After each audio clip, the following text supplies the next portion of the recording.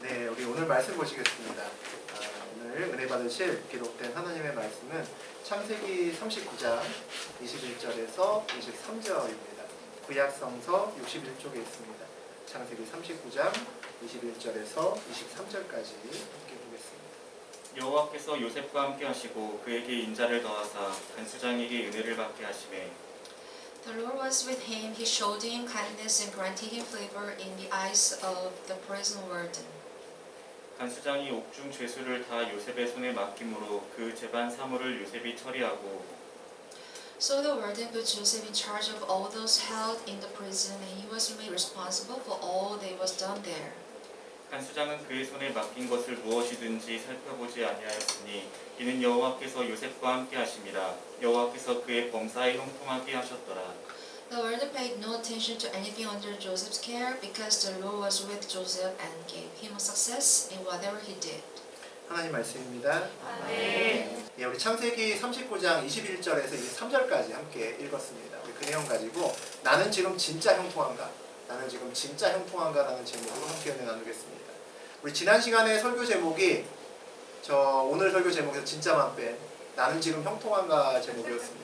근데 오늘은 진짜 이름을 더 붙였죠. 오늘은 요셉의 형통 제2탄입니다.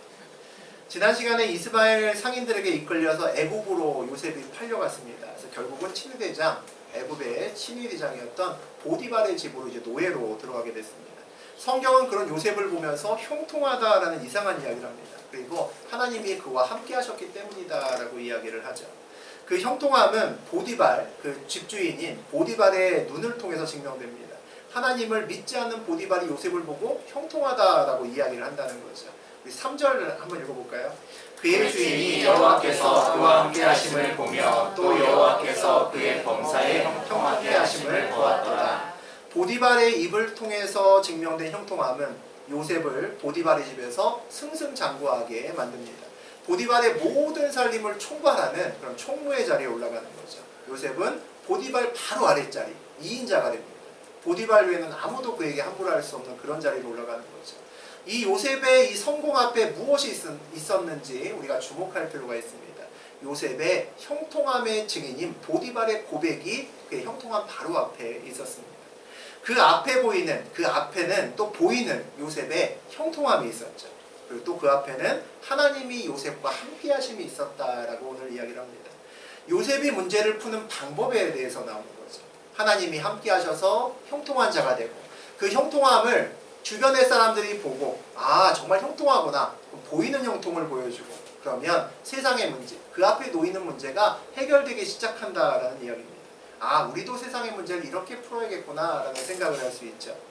형통으로 가는 길에는 늘 그것을 방해하는 그런 것들이 있습니다. 보디발의 아내가 요셉에게는 그런 존재였습니다. 요셉이 마음에 들어서 우리 지난 시간 계속 뒤쪽에서 유혹하는 모습을 봤습니다. 지나가다가 자꾸 요셉을 쳐다보고 요셉과 눈빛이 교환이 되면 눈짓하고 찡긋찡긋하고 막 윙크하면서 요셉을 꼬시려고 막 그렇게 했습니다. 요셉이 외면하죠. 외면하면서 요셉이 뭐라고 얘기를 하냐면 나는 주인 보디발에게 죄를 지을 수 없고 그리고 하나님께 죄를 지을 수 없습니다. 그렇게 이야기를 합니다. 우리가 여러 가지 결정을 하거나 어떤 제의를 받거나 할 때 때로는 찬성하고 때로는 반대하죠. 그것에는 많은 이유들이 있습니다. 뭐 경제적인 이유도 있고 윤리적인 이유도 있고 다양한 이유들이 있죠. 그런데 그 안에 반드시 신앙적인 이유가 있어야 됩니다. 여러분이 어떤 일을 선택하시던 거절하든 간에 그 안에 반드시 신앙적인 이유가 있어야 된다는 거죠. 우리가 그리스도인이기 때문입니다. 우리의 삶은 그리스도를 빼놓고는 생각할 수 없는 삶이라는 거죠. 요셉처럼 우리가 어떤 제안을 거절한다면 그 안에 반드시 나의 믿음의 어떤 이야기, 신앙의 조건, 또 하나님에 대한 이야기가 그 안에 반드시 있어야 된다는 겁니다. 매몰차게 그런 유혹을 요셉이 거절을 했는데 상황은 그렇게 쉽게 돌아가지 않습니다. 보디발 부인이 포기하지 않았기 때문입니다. 우리 10절에서 12절까지 읽어보겠습니다. 여인이 날마다 요셉에게 청하였으나 요셉이 듣지 아니하며 동침하지 아니할 뿐더러 함께 있지도 아니하니라. 그러할 때에 요셉이 그의 일을 하러 그 집에 들어갔더니 그 집 사람들은 하나도 거기에 없었더라. 그 여인이 그의 옷을 잡고 이르되 나와 동침하자. 그러나 요셉이 자기의 옷을 그 여인의 손에 버려두고 밖으로 나가매. 보디발 부인이 날마다 계속해서 요셉을 유혹을 합니다. 우리에게도 이런 유혹이 있을 수 있죠. 내가 넘어질 때까지 보통 유혹은 멈추지 않습니다. 그래서 참 쉽지 않죠. 유혹은 보통 내가 좀 약한 부분, 좀 어려운 부분을 타고 들어오기 때문에 유혹을 뿌리치는 것이 더 어려운지도 모르겠습니다. 그런 유혹에 대해서 우리는 아주 단호해야 된다고 오늘 성경은 이야기합니다. 함께 있지도 아니하니라 라고 돼 있죠. 유혹이 있는 자리에 아예 가지 말라는 겁니다. 가지도 말고 함께 있지도 말라는 거죠. 그러할 때 요셉이 그의 일을 하러 그의 집에 들어갔더니 그 집 사람들은 하나도 거기 없었더라.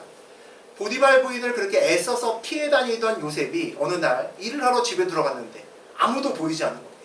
적막한 고요만 이르는 거죠. 공포영화 같은 겁니다. 빈집입니다.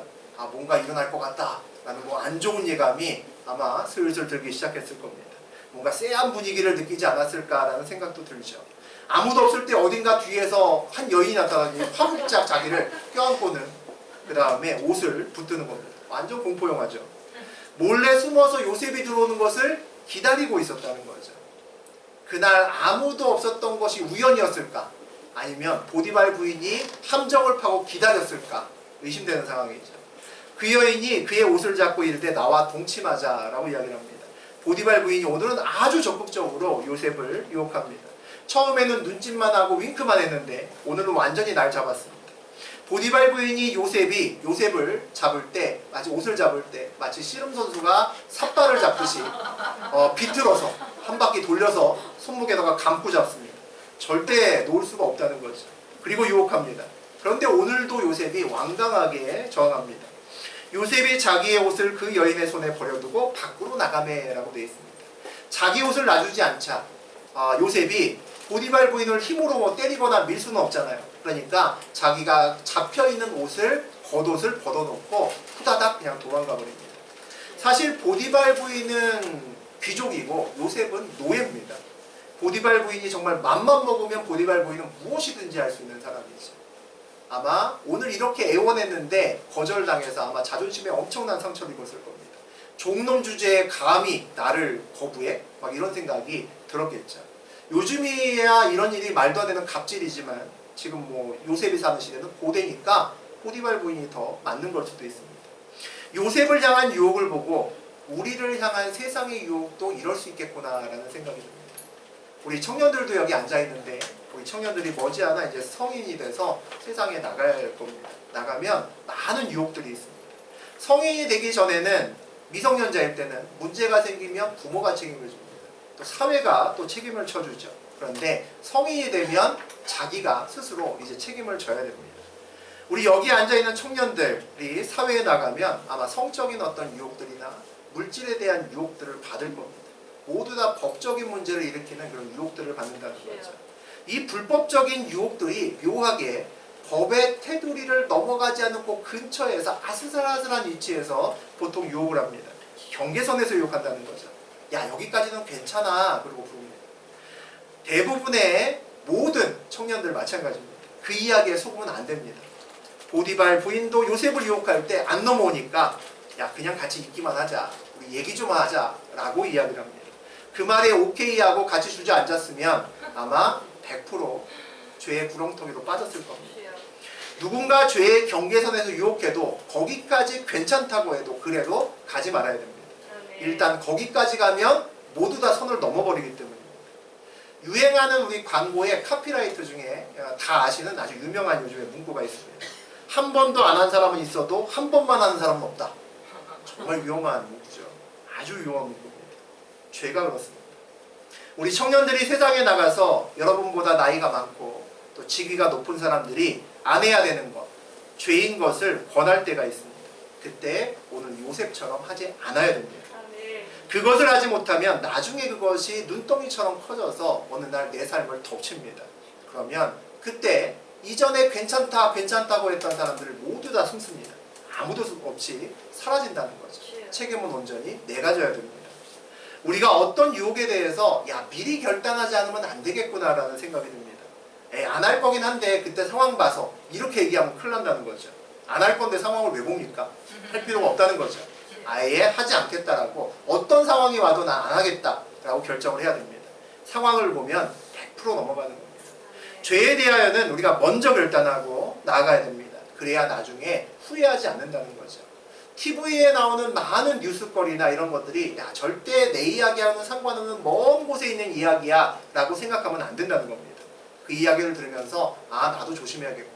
나도 내 인생에서 저와 같은 일을 당하지 않으려면 나도 조심해야겠구나 라고 깨달아야 된다는 거죠. 우리 13절에서 15절 보겠습니다.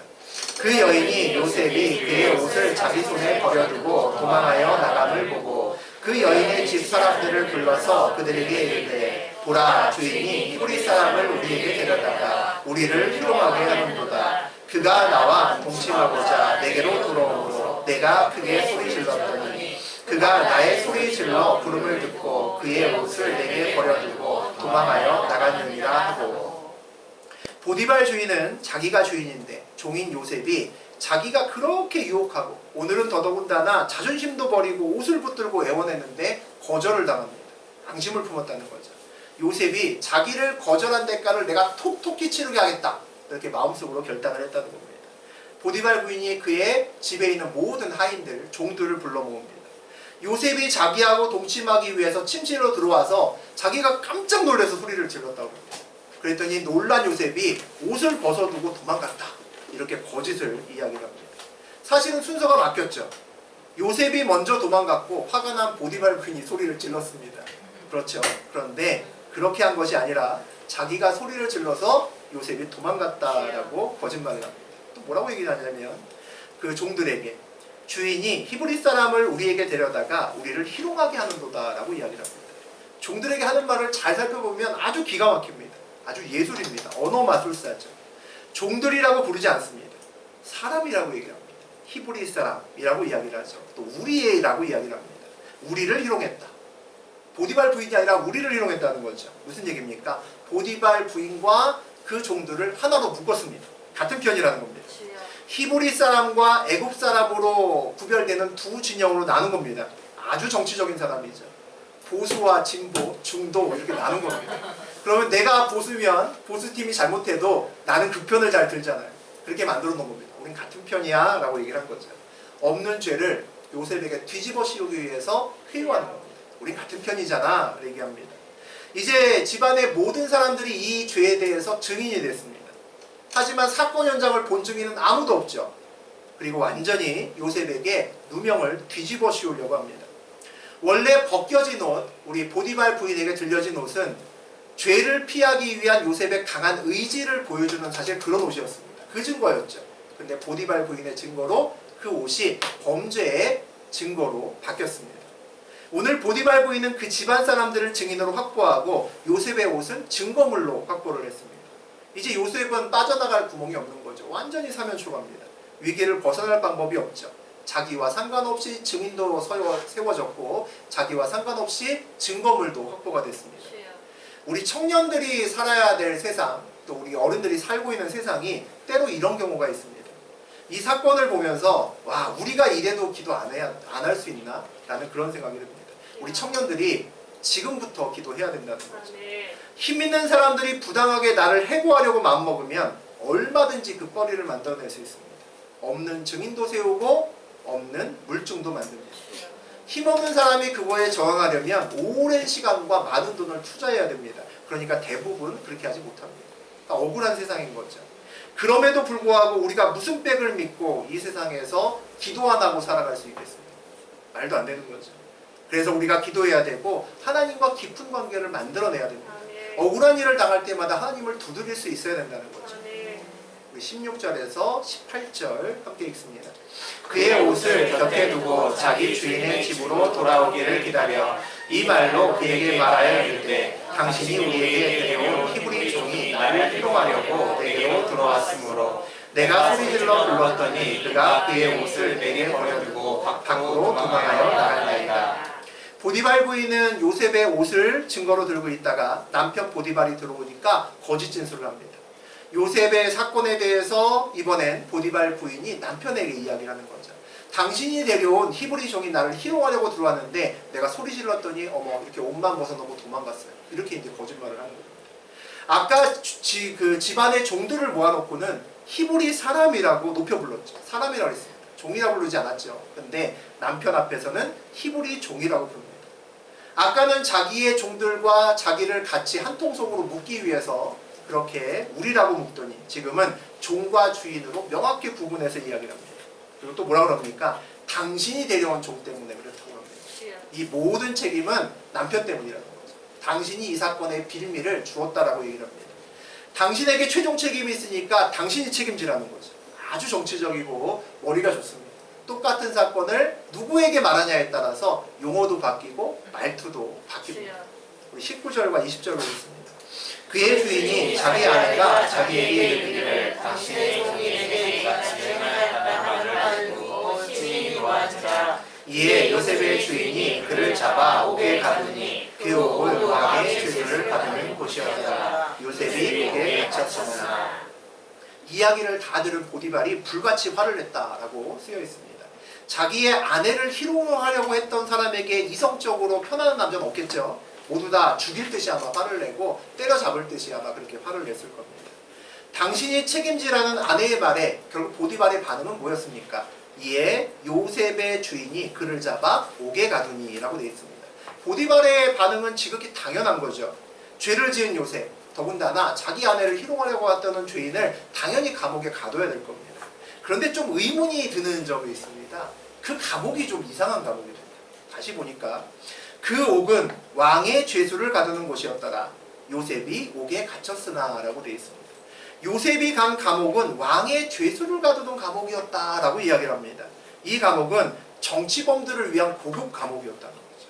우리나라도 참 부끄러운 일이지만 역대 대통령들이 줄줄이 감옥에 갑니다. 고위 공직자들도 많이 감옥을 들락날락하죠. 가끔 뉴스에서 그들의 감옥을 비춰주면 감옥이 좀 다릅니다. 우리 영화에서 본 감옥, 우리 드라마에서 본 감옥과 좀 다르죠. 시설도 상당히 좋고 상당히 깨끗하다라는 느낌이 듭니다. 왜 요셉을 이런 좋은 감옥에 가두었을까? 이상하다는 거죠. 만약에 우리가 보디발처럼 높은 사람이고 당시에 이런 종이 감히 내 아내를 희롱하려고 하던 이런 반인륜적인 범죄를 저질렀다면 이 요셉을 우리가 어떻게 처리해야 될까요? 바로 사형시키든가 아니면 고문을 진짜 오지게 하든가 해야겠죠. 아니면 감옥을 보낸다고 하면 완전히 고생하는 최악의 감옥을 보내야죠. 오늘날로 치면 흉악범들이 드글드글하는, 조폭들이 드글드글하는 그런 감옥으로 보내야죠. 야, 차라리 그냥 죽는 게 낫겠다 할 정도의 감옥으로 보내야 되는 거 아닐까요? 그런데 왜 고급 감옥을 보냈을까요? 요셉이 든든한 백이 있는 높은 사람들만 가는 감옥에 오늘 갔다라고 합니다. 그것도 애국 사람도 아니고 히브리 종이 그런 감옥을 갔다는 거죠. 야, 이거 냄새 나네. 무슨 내막이 있겠네 라는 생각이 든다는 거죠. 인생을 살다가 야, 이거 이상하다. 이해 안 되네 라는 문제가 생기면, 그런 것을 보이면 거기에는 반드시 드러나지 않는 것이 있습니다.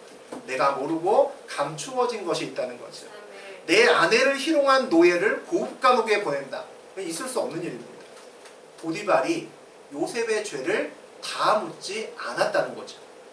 이 사단이, 이 문제가 전적으로 요셉 때문에 일어난 것이 아니라는 것을 보디발이 알았다는 겁니다.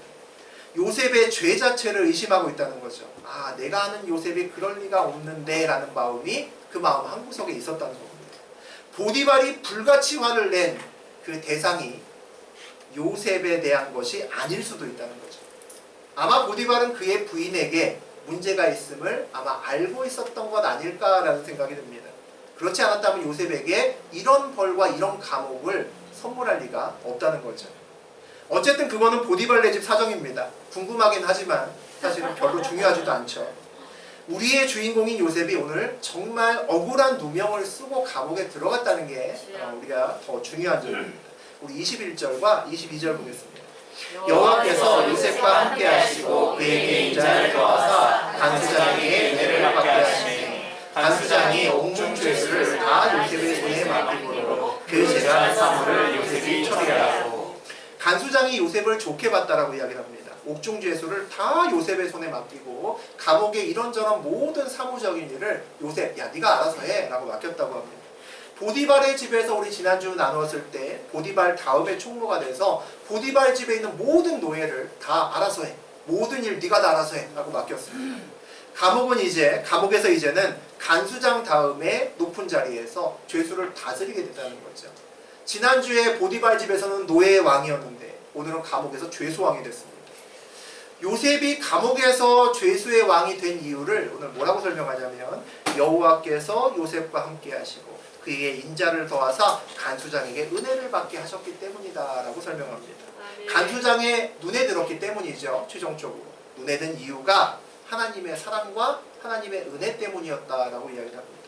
하나님의 사랑과 하나님의 은혜가 뭐냐? 다시 봤더니 요셉과 함께 계시는 하나님이 하나님의 사랑이라는 거죠.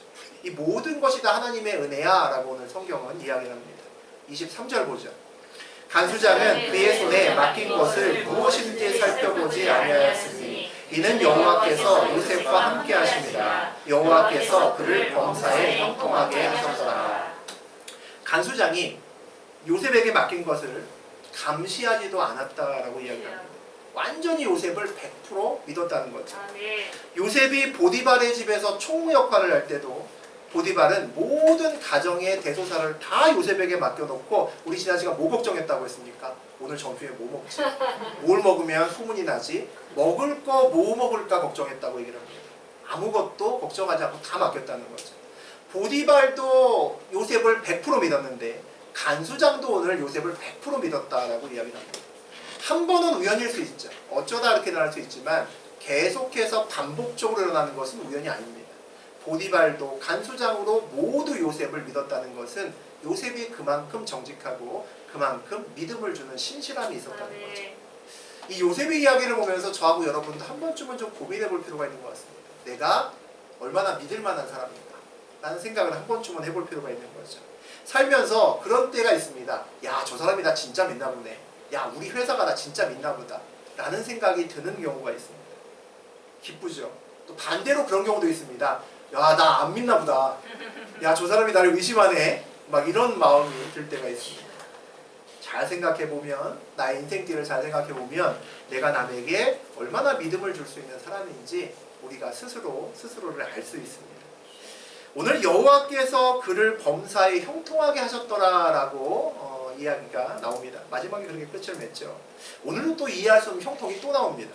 지난 시간에 보디발 집에서 노예 중에 가장 높은 자리에 요셉을 올려놓으시고는 형통하다라고 하나님이 말씀하셨습니다. 오늘은 감옥에서 죄수 중에 제일 높은 자리에 올려놓으시고 또 형통하다라고 하십니다. 노예왕이 되는 게 형통한 건가요? 죄수왕이 되는 게 형통한가요? 여러분은 어떻게 생각하십니까? 형통하다고 생각이 되십니까? 사실 이게 남의 일이라서 그렇지 우리가 파산했는데 크게 빚에 탕감을 받고 우리가 억울하게 죄를 뒤집었었는데 크게 감형을 받으면 물론 감사하죠. 그런데 그걸 보고 하나님이 어느 날 내가 기도하는데 하나님이 오셔서 야, 내가 보니까 네 인생 진짜 형통하다 야. 그러면 마음이 어떠시겠습니까? 저 같으면 마음에 빈정이 상할 것 같습니다. 부글부글 올라오겠죠. 아, 왜 이래서요 하나님. 형통하면 파산하면 안 되죠. 하나님 형통하면 감옥 가면 안 되죠. 이게 무슨 형통입니까? 라는 마음이 들지 않을 수 없다는 거죠. 내가 이렇게 얘기하면 하나님은 반대로 이렇게 묻지 않으실까라는 생각도 묵상하면서 해봤습니다. 야, 그럼 파산하기 전에 잘 나갈 때 그때도 내가 네 눈에 잘 보였냐? 힘들기 전에도 내 음성이 그렇게 또렷하게 들렸었니? 라고 만약에 물으신다면 그때는 내가 뭐라고 답할 수 있을까라는 생각도 들긴 합니다. 도대체 저하고 여러분한테 형통이라는 것이 뭘까? 우리 형통하기를 바라는데 형통이라는 것이 뭘까라는 생각이 든다는 거죠. 일반적으로 삶을 살면서 몇 번 실패를 맛보면 잘 재기하기가 좀 어렵습니다. 한 번의 실패는 경험일 수 있죠. 아, 이래서 실패했구나. 그런데 두 번, 세 번 실패하면 실패가 반복되면 그게 트라우마가 됩니다. 더구나 요셉처럼 어렸을 때 명품 채색 옷 입고 다니고 아버지가 필요한 것 다 해주고 고자질만 해도 칭찬받는 그런 삶을 살았던 요셉 같은 사람이 한 번 실패하면 다시는 올라가지 못할 가능성이 거의 다일 겁니다. 그런데 요셉은 실패해도 계속 올라갑니다. 잡초처럼 밟아도 억울한 일이 생겨도 계속 또 자랍니다. 성경은 그 이유를 뭐라고 얘기를 하냐면 형통하기 때문이다라고 얘기를 합니다. 채색 옷을 벗고 난 이후에 노예가 된 시점부터 요셉의 삶이 가장 크게 달라진 점이 뭐냐면 그의 입술에 계속 하나님을 올린다는 겁니다. 그의 요셉의 이야기에 하나님이 계속 나온다는 겁니다. 채색 옷 입고 있을 때는 안 그랬거든요. 그의 삶에 하나님이 보이기 시작했다는 거죠. 우리 아까 읽었었는데 우리 3절 다시 한번 읽어보겠습니다. 그의 주인이 여호와께서 그와 함께 하심을 보며 또 여호와께서 그의 범사에 형통하게 하심을 보았더라. 보디발이 그의 집에 있는 요셉을 보고 한 말입니다. 야, 요셉 진짜 형통하구나. 야, 하나님이 진짜 쟤하고 함께 계시네 라는 얘기를 했다는 겁니다. 보디발은 하나님 안 믿는 사람입니다. 하나님 안 믿는 보디발이 어떻게 요셉을 보고 하나님이 요셉과 함께 하시고 하나님이 그의 범사를 형통하게 하시는구나 이런 고백을 할 수 있을까요? 어떻게 알았을까요? 요셉이 얘기한 거죠. 요셉이 그의 입술로 보디발에게 하나님의 존재와 하나님이 내 삶에 살아계심을 이야기했다는 겁니다. 그러니까 처음에는 믿지 않던 보디발이 얘기를 듣다 보니까 맞거든요. 아, 진짜네. 하나님이 제 인생을 돕는구나. 제 하나님과 함께 하시네. 형통하네. 라고 이야기가 나왔다는 거죠. 연단을 받으면서 요셉이 이전과 완전히 바뀌었다는 거예요. 남을 통해서 드러나는 하나님을 고백받을 정도로 인생이 바뀌었다는 거죠. 지난 시간에 봤던 이 창세기의 39장의 3절과 오늘 23절에 동일한 말이 있습니다. 요셉에 대해서 뭐라고 얘기를 하냐면 범사에 형통했다라고 나옵니다. 범사에 형통했다는 말이 무슨 말인지 아십니까? 그냥 형통이 아니라 모든 일에 형통했다는 겁니다. 당황스럽지 않으세요? 설교를 해야 되는 저는 더 당황스럽습니다. 야, 하나님 이렇게 쏘놓으시면 어떡합니까? 라는 생각이 듭니다. 이걸 어떻게 설명하라고 이렇게 쏘놓으십니까? 감옥에 가둬놓고 또 노예로 만들어 놓고 일부만이 아니라 조금만이 아니라 다 형통하다고 하시면 제가 이걸 어떻게 설명해야 됩니까? 누가 물으면 어떡합니까? 살짝 뛰어 넘어갈까? 라는 생각도 듭니다. 저는 요셉의 형통을 보면서 사실 불행 중에 다행이라는 생각이 더 많이 들었습니다. 불행이 노예가 되었지만 다행히 그 가운데서도 복을 받는구나.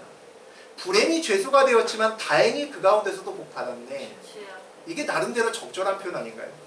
그런데 오늘을 성경은 요셉을 보고 모든 일에 형통했다라고 합니다. 그것도 한 번이 아니라 두 번씩이나 그렇게 동일하게 얘기를 합니다. 분명히 요셉이 범사에 모든 일에 형통했다라고 하나님은 생각하신다는 거죠. 우리 믿음이 있는 사람이 어떤 다른 사람을 보면서 야, 저 사람 형통하네 라고 이야기할 때는 그 형통함은 하나님의 뜻이 그 사람의 인생길에서 온전히 이루어지는 것을 볼 때 우리가 그런 말을 합니다. 야, 저 사람 형통하네 라고 얘기할 수 있는 거죠. 오늘 그 형통함을 바라보는 다른 시각이 우리에게 하나 주어집니다. 요셉은 노예가 되었으나 보디발의 집에서 총무가 되고 죄수가 되었으나 감옥에서 가장 높은 자리에 올라갑니다. 이 모든 것이 하나님이 함께 하셨기 때문이고 하나님의 은혜라고 계속 반복해서 얘기를 합니다. 하나님을 믿으면 모든 어려운 일이 우리를 살짝 비껴갔으면 참 좋겠죠. 실제로 그렇게도 합니다. 하나님 우리가 기도하시면 우리를 그냥 넘겨주시는 일 압니다. 여러분의 삶에서 기도해서 넘어간 일 있습니다. 저도 있습니다. 그런데 매번 다 그런 것은 아니라는 거죠. 경제적으로 갑자기 크게 어려움이 오고 큰 사고가 나기도 하고 인간관계에 큰 문제가 생기기도 하고 또 큰 병이 오기도 하고 믿지 않는 자나 믿는 자나 똑같은 이런 어려움에 처했을 때 우리가 어떻게 반응해야 하냐는 거죠. 믿는 자에게는 그러나의 은혜가 있습니다. 우리들에게도 이 힘든 일이 있어도 어려운 문제가 생길 수는 있지만 그러나 하나님의 은혜가 함께 있다는 거죠. 모든 일에 형통할 수 있을까요? 하나님 기준에는 있겠죠. 근데 저하고 여러분의 기준에는 좀 어렵습니다. 아무리 생각해도 어떤 일에 형통할 수는 있지만 많은 일에 형통할 수는 있지만 모든 일에 형통할 수는 없죠. 그런데 형통하지 않은 일 앞에서 사업이 망하고 큰 병에 걸리고 억울하게 죄를 덮어쓰는 그 일 앞에서 그러나의 은혜가 있으면 그러면 형통한 건 아닐까요? 내 앞에 어떤 어려움이 와도 힘든 일이 와도 그 뒤에 그러나 은혜가 있었다 라는 말을 삶으로 쓸 수 있다면 감히 범사에 형통하다고 고백할 수 있을 겁니다. 여러분은 진짜 형통하십니까? 여러분의 눈앞에 어려움이 있을 때 그 뒤에 마침표를 찍지 않고 바로 그러나를 쓸 수 있다면 정말 형통한 사람입니다. 힘든 일이 와도 그러나 라고 쓸 수 있는 것, 그것이 믿음입니다. 믿음이 있는 사람만이 그러나 그 안에 은혜가 있습니다 라고 쓸 수 있습니다. 어려운 문제 앞에 서서 문제 대신에 그러나 은혜가 있다를 붙들고 살 수 있는 사람들이 어떤 사람일까요? 하나님이 내 삶에서 진짜로 보이는 사람입니다. 아멘. 진짜 하나님과 함께 인생을 걸어가는 사람이라는 거죠. 그래서 저와 여러분이 그냥 형통한 사람이 아니라 범사의 모든 일에 형통한 사람이 될 수 있다고 저는 믿습니다. 아멘. 믿음만 있으면 큰 문제가 와도 그 뒤에 그러나 붙일 수 있기 때문입니다. 그리고 하나님의 은혜를 붙들고 이겨낼 수 있기 때문이죠. 그러나를 쓰게 만들기 위해서 여러분 앞에 그동안 많은 문제들이 있어. 지금 여러분 앞에 큰 문제가 서 있는 걸지도 모르겠습니다. 진짜 형통한 삶을 사는 여러분의 인생의 모든 상황에 안 좋은 상황에서 그러나를 붙일 수 있는 저하고 여러분 되시기를 주의 이름으로 축원드립니다. 아멘.